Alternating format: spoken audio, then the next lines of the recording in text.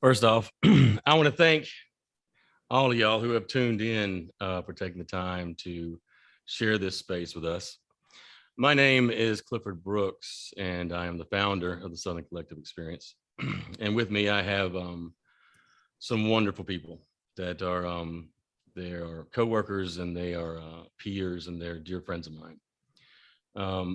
Before this started, the gravity of this festival demanded of me to truly sit down and crystallize what this company is about and the components of it.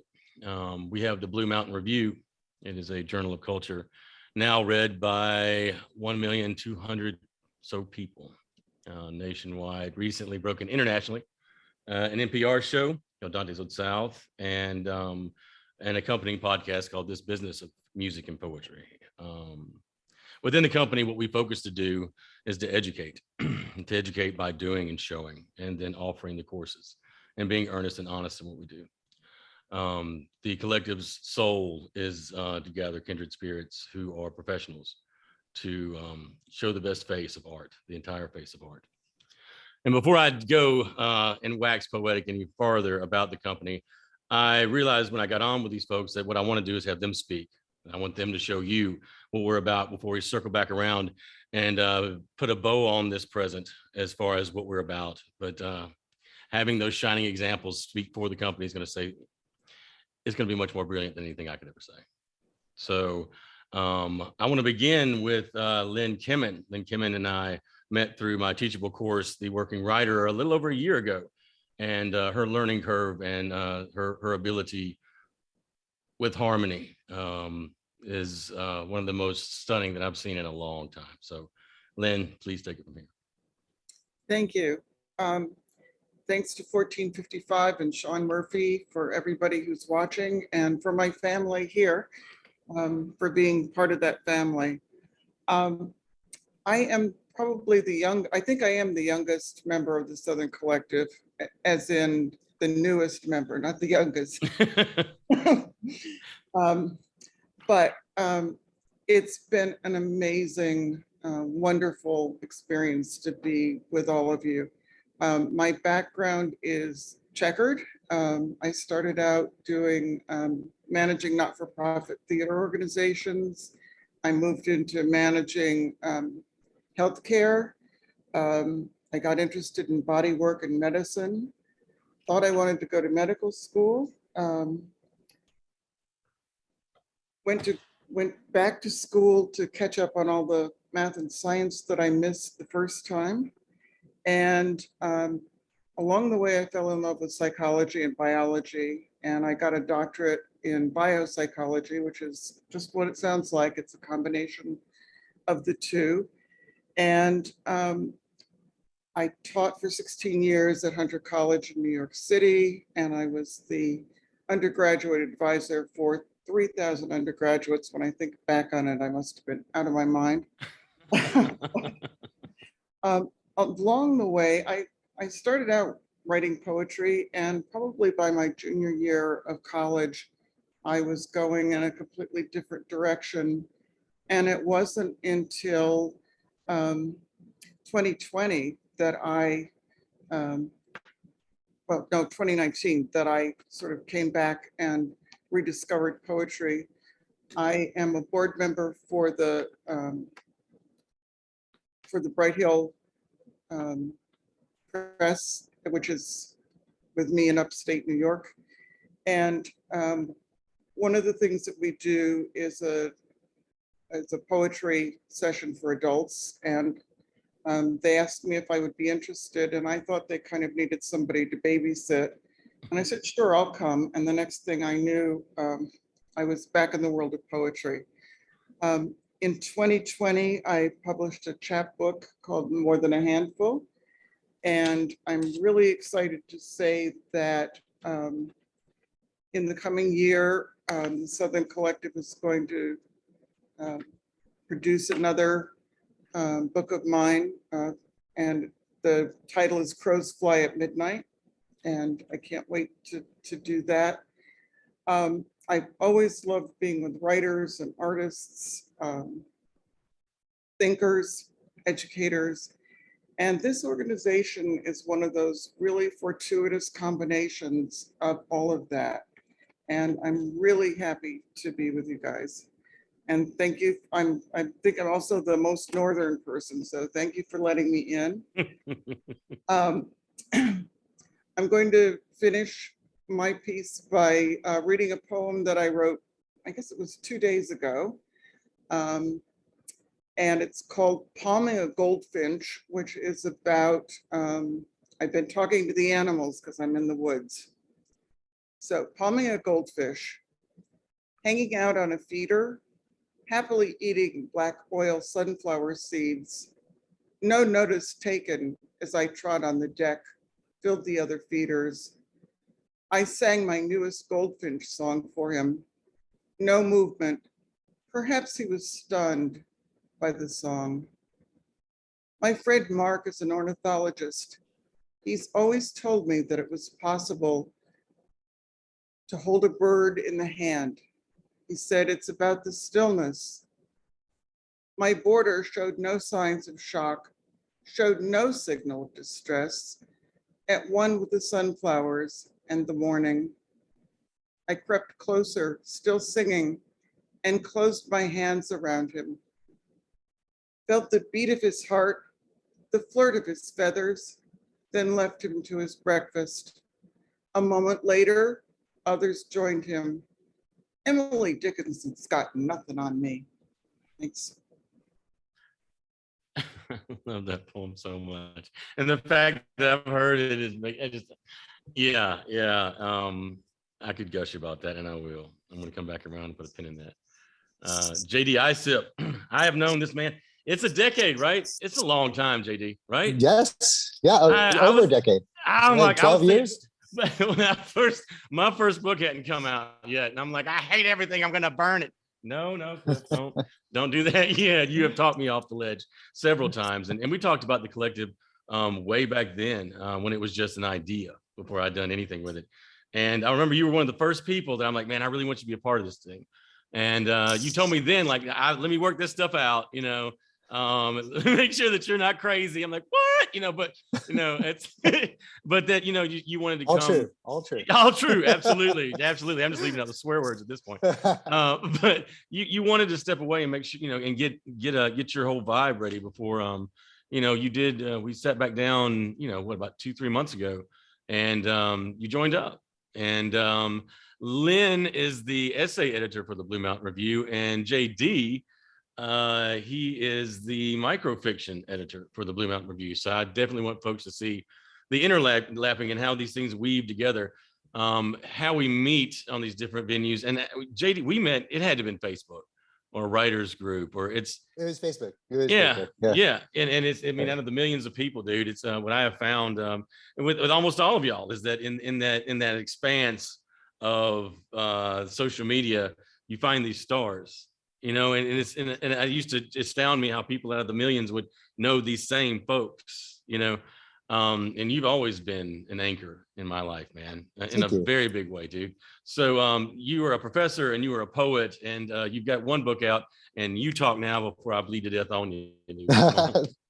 Thanks so much, Cliff. And let me start by saying thanks to 1455, and thank you, Cliff, for having me on this and having me be part of the collective and on Blue Mountain Review. So I'll do like Lynn did and just say, I've had a checkered past too. I think you get to a certain age and everybody has a checkered past. You just live long enough and stuff happens. So among many other things, before I became a professor, I worked at Disney for 10 years.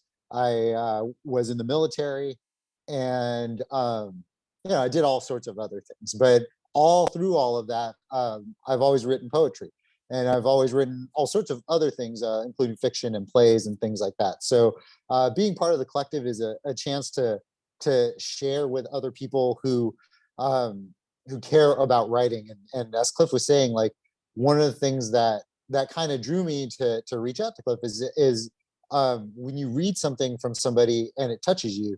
And I think a lot of times writers are scared to reach out to quote unquote famous writers and say, how do you do it? Or or even just, I love your stuff. And I've never really been shy about that. I've never really been shy about reaching out to people.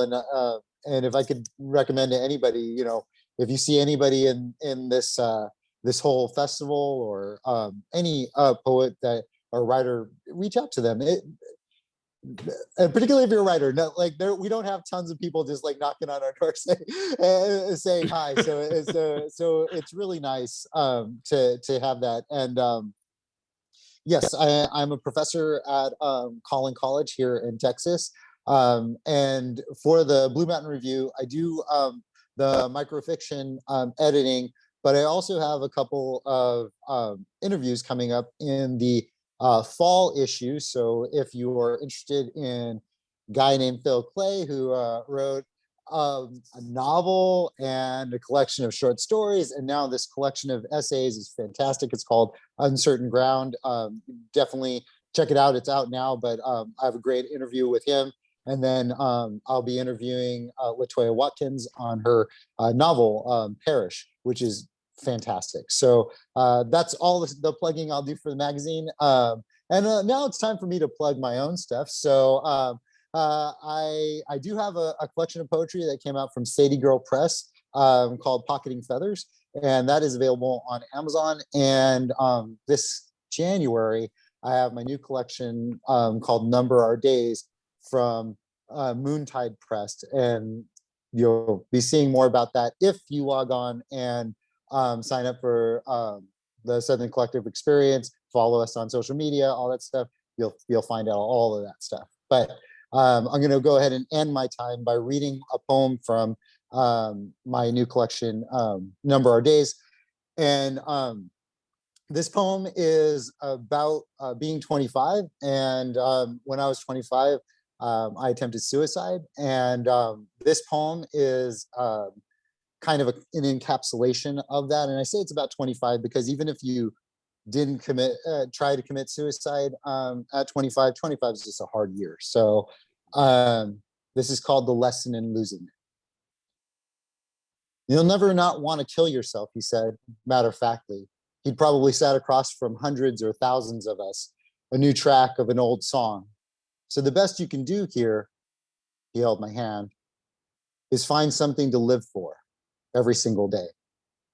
He gave me back my shoelaces, wallet, keys, a list of local shrinks I'd never afford or visit anyway. And as if it just came to him, he said, I've never seen a guy get as many visitors as you, honest to God. The same observation of Hobo Brian, who told me to call him that. 19, checked himself in for a few nights off of Ocean Boulevard. Handsome, straight, but didn't mind a guy's mouth for a price. Laughed when he found out I was, quote unquote, the suicide. Man, I'd do anything to be you. Be gay even. Haha. I don't mind admitting I loved him then.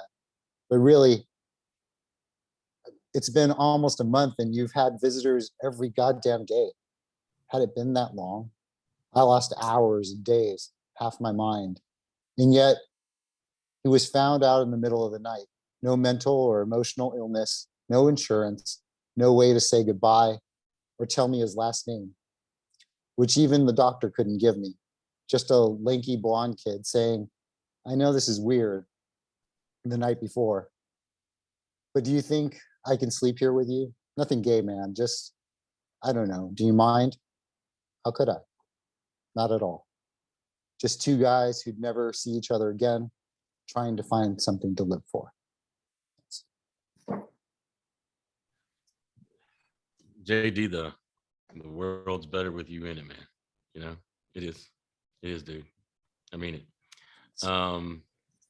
The weight of that, dude. It's the what about your writing that's always that caught me from the beginning and always kept me is its honesty. You lack any obtuse angles. You know, you're never cryptic. And it to me, I think the highest form or the virtue of poetry is to be accessible, because if people can't get into it, why try to sell it? You know, why try to do it? Yep. Now, Nicole Tallman is fierce. I have called her sister from the very beginning. Found her Christmas of 2020, right around Christmas, right at Christmas, might have been Christmas Eve.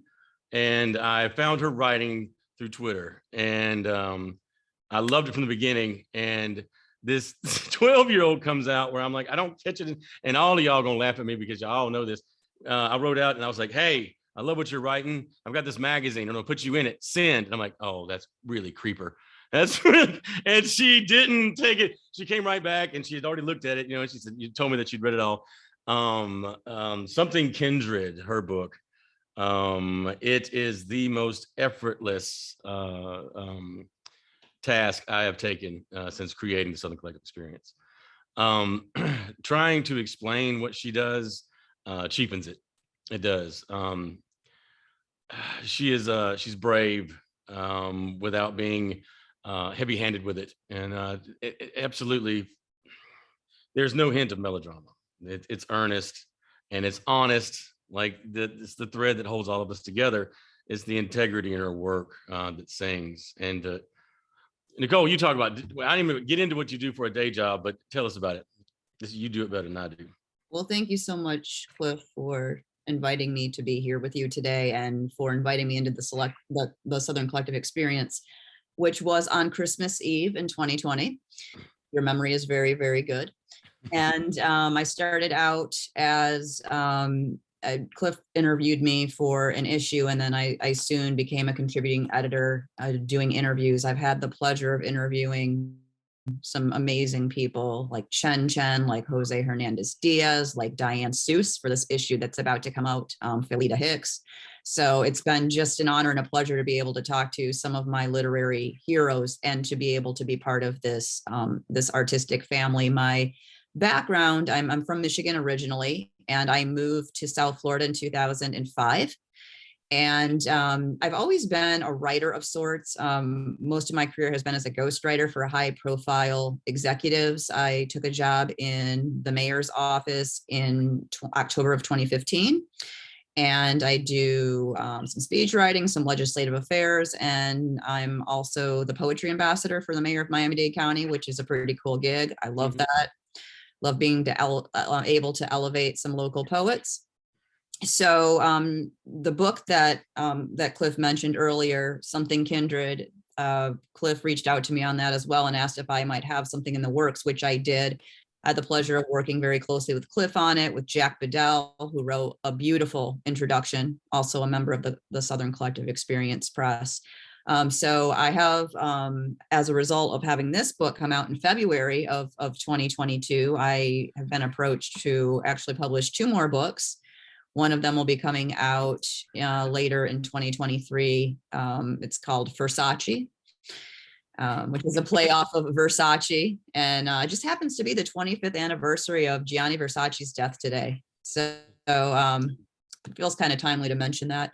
Right. I have another book coming out from a press it's a smaller press as well, called Poems for the People. A lot of writing that I do, as Cliff mentioned, I try to be as accessible as possible as a poet, and to try to bring poetry to people who may not have advanced degrees, may not have MFAs, but just like beautiful words. And so that's one of my missions with my poems.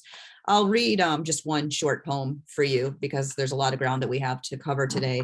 This is one that is towards the middle of my book, Something Kindred, and it's for my mother, Yancey. It's called On Finding Your Ashes in My Suitcase. And it's based on an unfortunate true story, but I devote this to her. On Finding Your Ashes in My Suitcase.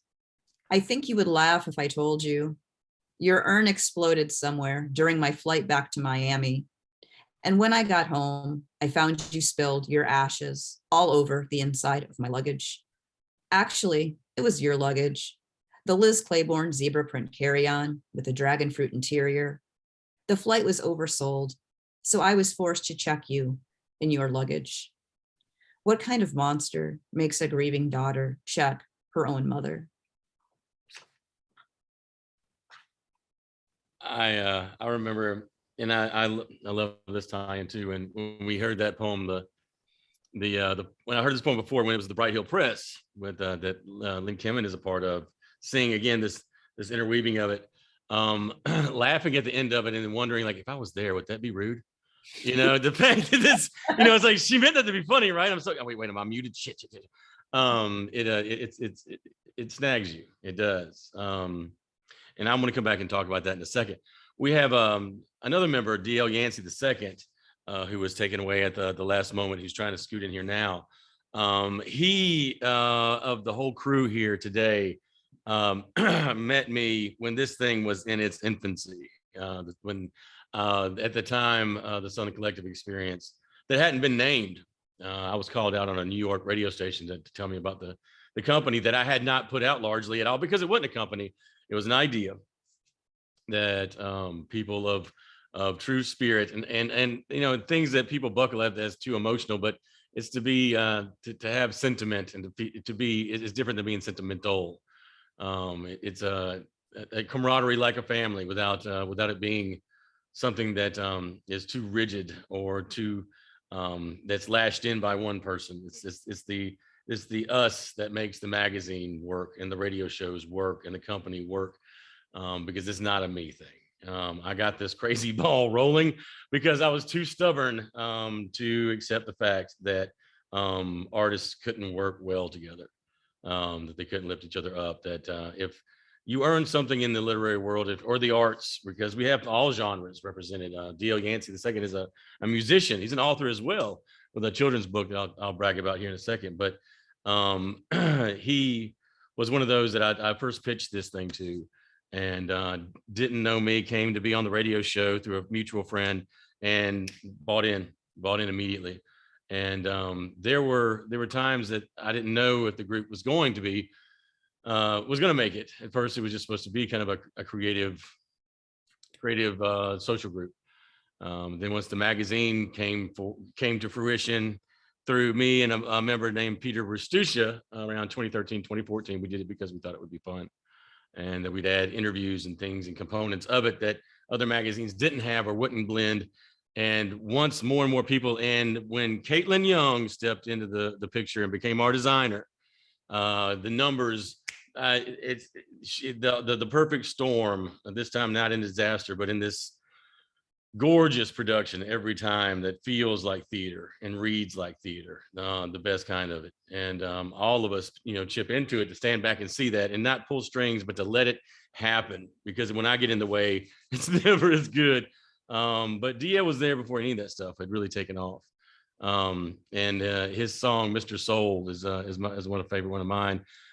He is an engineer and a musician.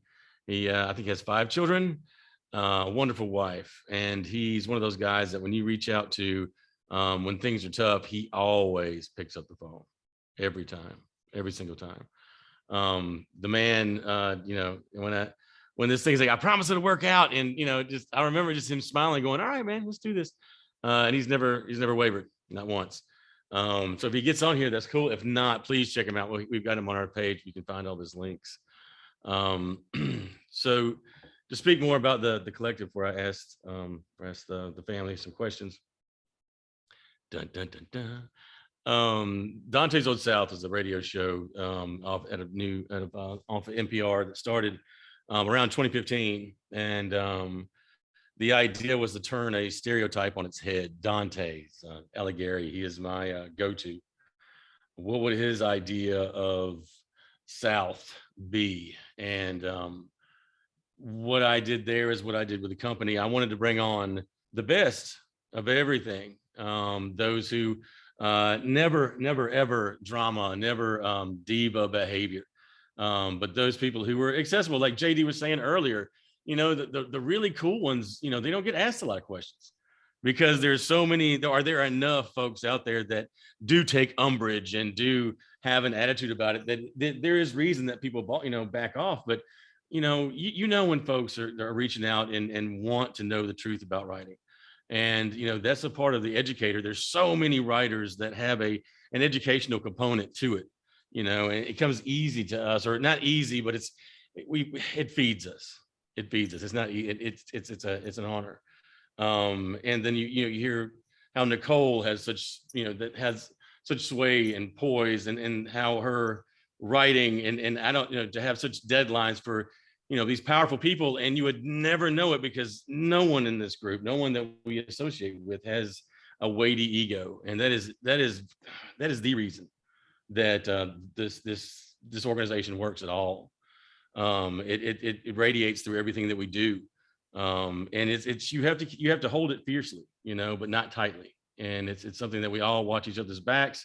We have the members that you see on the homepage, and then we have those who are associates, those who are close to us, but life is so busy, too busy to allow them to have regular contact or work with us. But we still want people to know and that we love them dearly, and and what they do for us, and how the connection is. And then we have, after that, the affiliates, which are organizations, colleges, universities, other presses, that again, we want to show our dedication to not just the promotion of those within the company, but others. If you want to, it's the fact, it's the truth. If you want something to grow, help those outside of it grow too.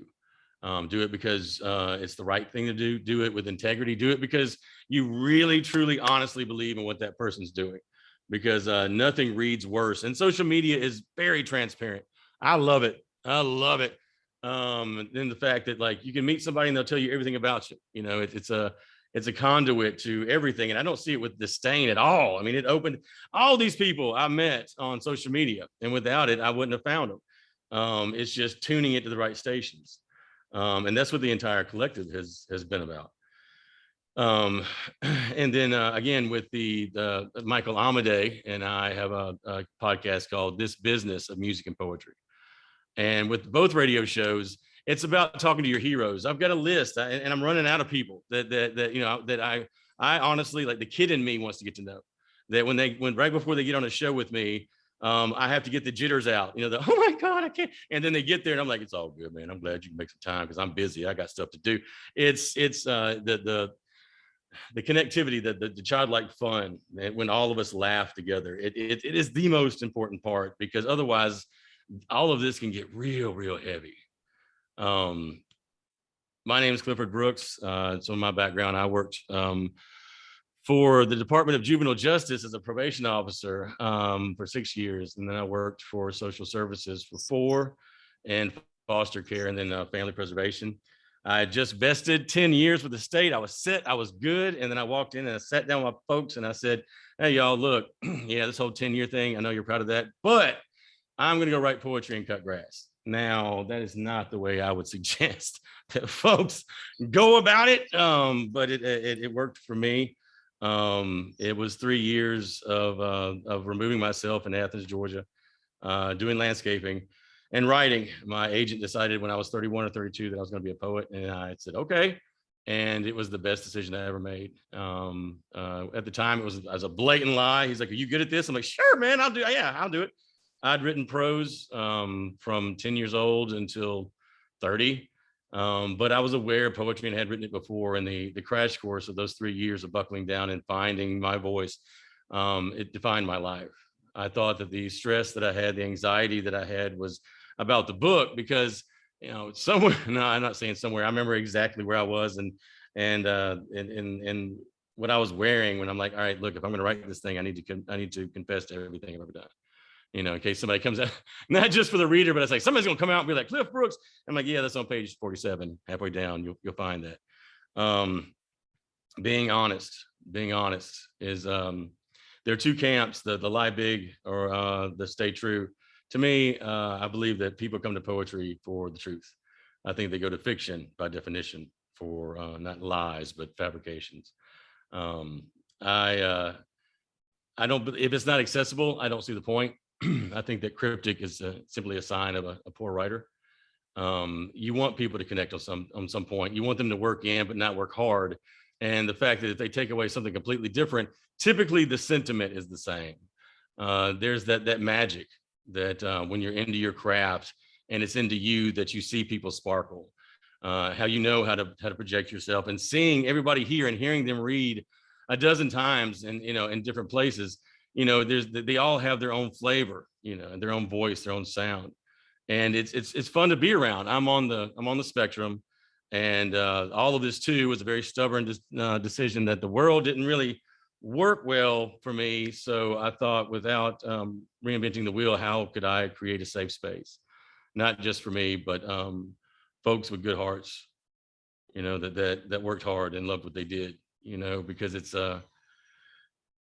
much more balanced for me to have such great people. And they're all no people. I'm very, very vocal about this. If I ever stood up and said something stupid like, "Don't you know who I am?" Every one of these people would hit me with a lead pipe. They all would, every single one of them. Because if we don't keep I will get out of my skin real quick. And I know that each one of these people behind closed doors would cut me, and it keeps me in line. And I'll do anything for them. You know, this company was the thing that had scared me so bad. My book came out, and it was intimidating. And then I fell in love with the touring and the theatrics and the readings, and getting to know people, and then finding people in those like minds that were just peppered out there. But, you know, in any vocation, on any level, when you're trying to find those kindred spirits, they're going to be far and few between. And so the company wasn't LLC'd until 2016, which I never thought would happen, when the magazine began to pick up financially, and obviously with readership, and then sponsors with the NPR show. It's my daddy told me real quick. He said, "Do you have an attorney and an accountant?" And I said, "No, Daddy, we just got started." He's like, "Well, get on that." And I said, "Okay." And then he looked me dead in my face, and he said, "Because remember," I'll never forget this, Daddy said, "Al Capone was not caught by the police. He was caught by the IRS." And I had the wrong hair for prison. So we got together, and we actually put this thing in brick and mortar, so to speak. My accountant being one of the first people to sit down with me and objectively say, "This thing shouldn't happen, but this thing is rare, you know, hold on to this." And he had nothing to gain by telling me that. So again, it began this process, and in the last 2 years of me being true with myself first, and looking at this thing pragmatically, and getting over myself. The energy brought in this brilliant group of people. My first book is 2 books in one. It's called The Draw of Broken Eyes and Whirling Metaphysics, with an epic at the end. It's been through 2 editions. It's still available. All of these books are available online. Remember that. It's my first love. It's my baby. And when I read back through some of these, it means there are poems that I wrote in that moment that I didn't know what they meant. I don't know how to explain that. And then years later, read them and go, "Oh, okay." Or nuance that I didn't pick up on the first time, because there's an elasticity in poetry that you don't find in other genres so much, except music. The poem I'm going to read is called Blues Solo. Bloodshot on a moon-hung highway, I wear my soul like a chore. This solid 67 Impala rolls with mellow wheels and hauls me home to Crawford. I can't seem to shake the line. It ain't nobody's fault but mine. I feel like a prophet with smoke in his eyes, seeing rhyme that burns like brimstone. It's the spell of her love letters on the back seat beneath John Lee Hooker's guitar. You see, I am bewitched. I have come unstitched, and a rosary swings from the rearview mirror. You know, y'all, nighttime is a shade of day. It passes. This isn't the Blues Cafe in Smyrna, where I read John Agard poems while my last romance got a headstone. And sitting there, I first heard the line, "It ain't nobody's fault but mine." This lady says she'll forgive me, inviting these bones back for safekeeping. Car grumbling, trembling apart. Trees eat into my periphery. For months, this man has been a wasteland. I haven't shaved in 5 days, and a shower wouldn't kill me. So yeah, there's that. Now, with the family, with my people, with my folks, now I would like to ask questions. These are some of those these are some questions that I love to ask in the magazine, and I'm putting these people on the spot right now. But JD, I want to start with you. What do you think, or what do you find your responsibility to be as a poet to your readers? That's a good question. I think I wish that every poet thought that they were helping people find truth, right? Like by being as truthful as I can be with whatever stories I have inside of me, that because this is my experience with poetry. Every time you pick up a poem and it speaks to you, even though it wasn't about you, right? You know, it was written 100 years ago. It wasn't about you, and I feel like that's our job as poets, is like to kind of bring that out and let people know that there's this shared experience. So I don't know if that's too ethereal, but No, it's not. I mean, there is a magical quality that if it's like I always say, it's like nailing Jello to the wall. You know, if you can just if you can describe it, you can't do it. You know, Nicole, what do you find your responsibility to be? How do you feel about that? I think the primary responsibility is to evoke some sort of feeling. Maybe it may be to make the person laugh. It may be to make them think. It may be to make them feel like I relate to them in some way. But I think it's primarily an issue of connection, to connect with the reader, and also to, I do like this notion of telling the truth, but I don't know that I set out to do that necessarily with every poem. I think it's more about connection and observation, and also entertaining to a degree. Yes. We have to think of our readers as people whose time is very valuable. There are a lot of things people can be doing. So if I write a poem and I put it in a book, I want it to be worth the time that they're spending reading it. So I would say entertaining to some degree is very important to me. That is so. It is absolutely one of the most forgotten things. That if you can get people to laugh, that one of the most brilliant moments of a reading is if you can crack a joke and get people to laugh, you'll see them go, "Oh, can we do that? Is that allowed here?" You know what I'm saying? And then they listen every single time, because if you can get somebody to laugh in that fraction of a moment, they're not stressed, they're not worried, they're not regretful, they're not shameful. And it's, you know, it's up to us to break that mold of, you know, this, all right, here's another poem of how sad I am, you know, to show the full range.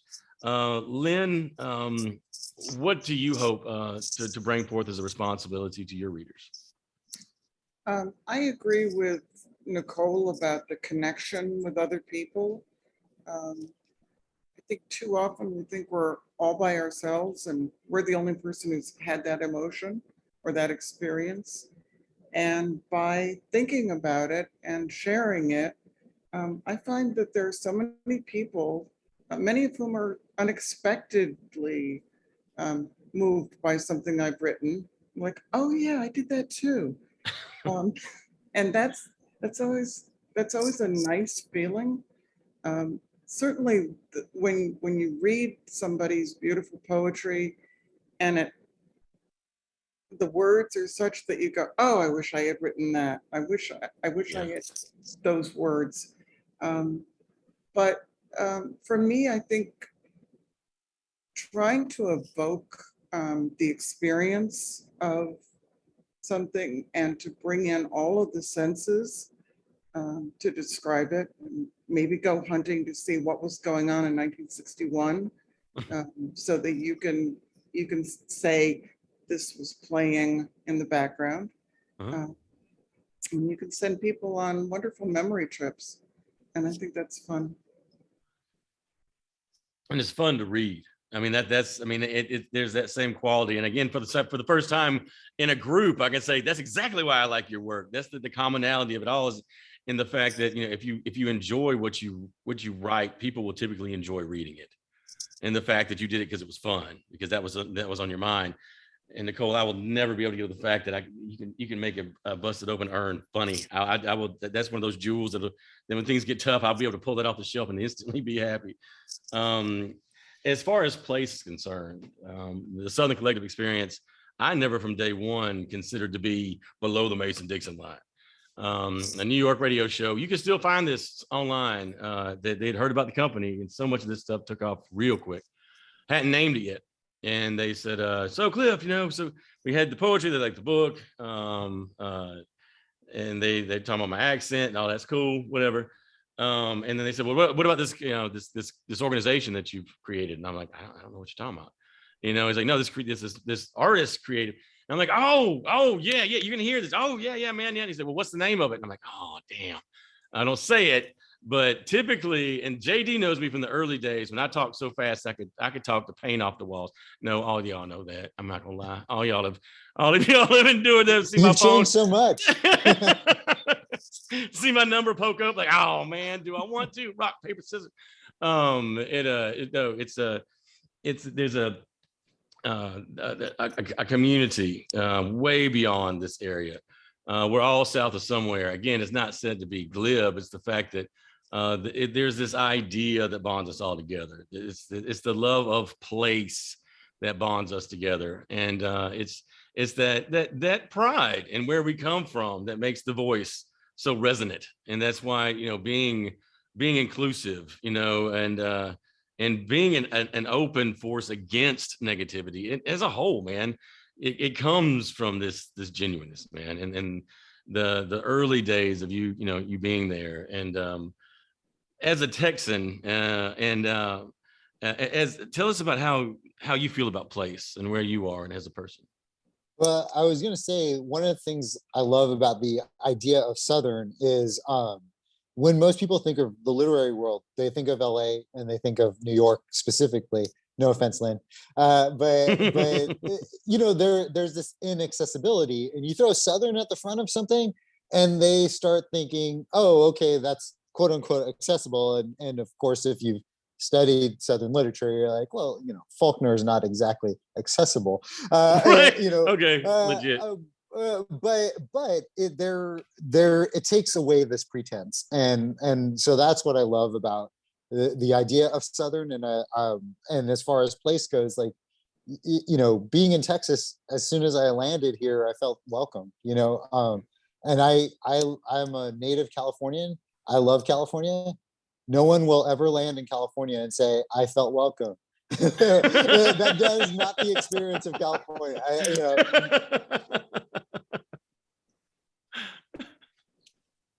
That's my truth. Okay, there you go. How about you, Lynn? The idea of place. My father worked for the government, and we moved every couple of years. I ironically ended up in the same little town in upstate New York that one set of grandparents had lived in.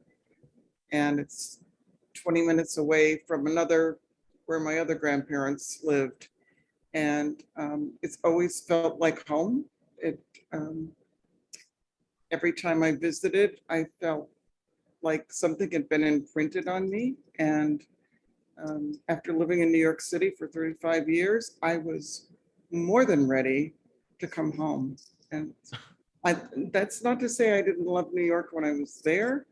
I've been lots of places that I've loved, but there are certain places that will always sort of resonate with you. And that's home. And Nicole.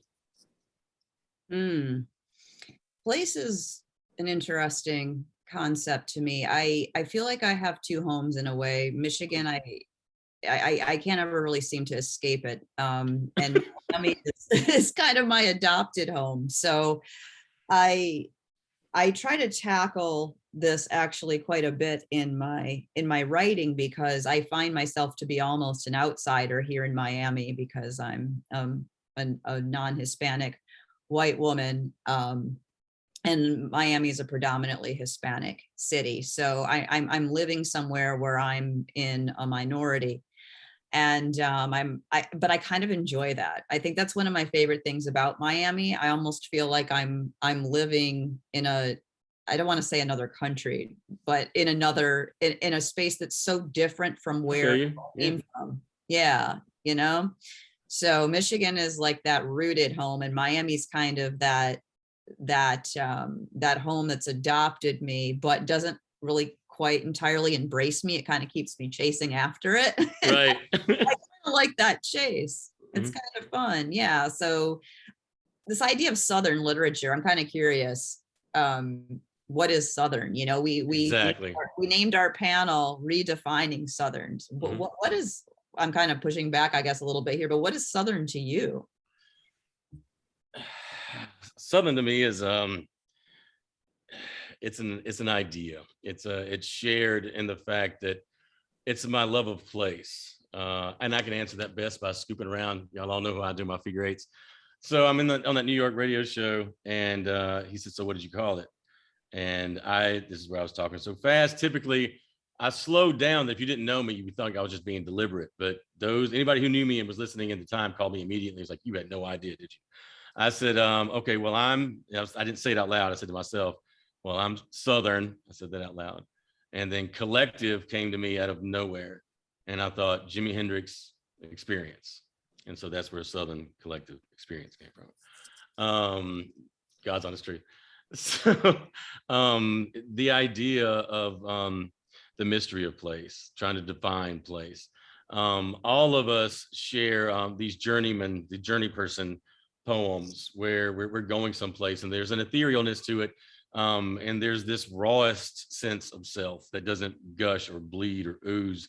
It's just this Virgil, as it were, with a hand out, walking them into potentially dark places and into the light. All of it, none of us stay there. And that's what's so attractive to all y'all's work to me from the get-go, was that there was a flair and a humor to it. There was a lightheartedness that's essential, I know, to make something like that succeed. So for me, Southern is an awareness of yourself, your heritage, your family, your people. I'm fascinated by those who came before me, and in both sides of my family, it was a quiet, humbling tie to all of those before you that had worked and given up and sacrificed, and to know, just what and who they were as people, and that's connected me to the state of Georgia. I'll always be from here, born and raised in Athens. This place is, again, I don't get airs about it. I thought that was always so silly, like it's better here than there. I don't get it unless it's war torn or on fire. I just don't. I don't buy into that whole concept. So, for me, to be Southern is to be self-aware, and to be giving. And it's knowing that I'm being recorded and broadcast. The only reason that this is so easy for me is because of y'all. I mean, that's something that I want to say in front of everybody, is that being on the spectrum, typically I'd be ticking around the clock on this, and all of y'all make it extraordinarily easy. And we're coming down on the hour, and I knew this thing would be fleeting. This was so much fun, and I love y'all, getting together, because a lot of y'all haven't even talked yet. So again, but in writing, again, with the magazine, the new issue is out now. Please go out there and check it out. It covers music and theater and visual arts, poetry, prose. We have interviews with every segment and walk of life. Our special features segment, again, it shows how we see art, and that it's people that do things well, from engineers to magicians to mathematicians. We have those who are agents. We have those who work in the art sales industry, run restaurants like a Speakeasy, the Red Phone Booth that I'm hitting this evening, fun places that artists don't know about. We have fitness interviews that are in there, because as a journal of culture, it's us. There's nothing common between us, but this idea of community and mutual respect. And y'all are priceless to me. And I thank you so much for being a part of this with me. Thanks, sir. Any last thoughts, Lynn? I would just like to say I'm still sort of pinching myself that that I've had this amazing opportunity. It started with you, Cliff, and just in talking to you and telling you, oh, I saw this amazing person, and did you know that she's doing, that she has this magazine, and I think you should put her in your magazine. And you said to me, well, why don't you interview her? And that was such an I was just like, what? It was such an opportunity. Never did I think that I would have the chances to do lots of things with the magazine, and that's part of the pleasure. I think those of us with checkered histories like and short attention spans like to have lots of different things to do. So thank you. Oh, you're very, very welcome. Nicole? Well, I want to thank 1455 and Sean for having us for sure. I'm sorry that we weren't able to have our friend DL, but maybe we'll be able to catch him another time really soon. And I want to say, you know, the magazine has been such a joy to be part of. So I want to thank you for inviting me into that space. And you know, one thing I really like about this group is how we all support each other and each other's work. So I would say to anyone who's listening, you know, everyone who's here has books out, and how can we support each other any better than supporting the work and the art of the people who are producing it. So, you know, Cliff's book, JD's book, Lynne's book, anything you could do to support the artists is always really appreciated. So I would want to end on that. All right. JD. Yeah, I want to turn it to anybody watching and say, if you are out of ideas, if you want some inspiration, log on to Southern Collective Experience, check out Blue Mountain Review, submit your work. And if you don't submit your work to us, submit it somewhere else. Like there's a whole world just hungry for art, and people just sit on it, and you shouldn't sit on it. Just send it out, but send it to us first. So Exactly. It's the best pitch ever. But no, I met Sean Murphy, the helmsman of 1455, which again, I love them to death. I found him. He submitted to Blue Mountain Review. Unfortunately, it fell through the cracks. He was so cool when he wrote me about it missing that I'm like, there's something about this dude. I had no idea about 1455, and to find out how, again, it's just so cool how both these entities roll in the same way, but there's no conflict. You know, it's where that good vibe goes. So y'all, this is fantastic. And we're 2 minutes shy of being finished. So again, submit your work to the Blue Mountain Review. Please go online and look up Dante's Old South to hear all the voices that we promote there. And if you want to know more about the business of art, not just music and poetry, check out this business of music and poetry and hear people have from all walks of life and all genres that talk about the nuts and bolts and sacrifice without the melodrama of how you make art a viable way to live. Support those that you respect because because it's on your heart and it's something you want to do. Don't do it because you want something back in return, because it'll be tainted by that. Be true to yourself. Be honest when you're right. And if we can help you in any way, reach out to any of us. We will answer and we will be nice. So Ben, you want to take us out now? All right, we'll do.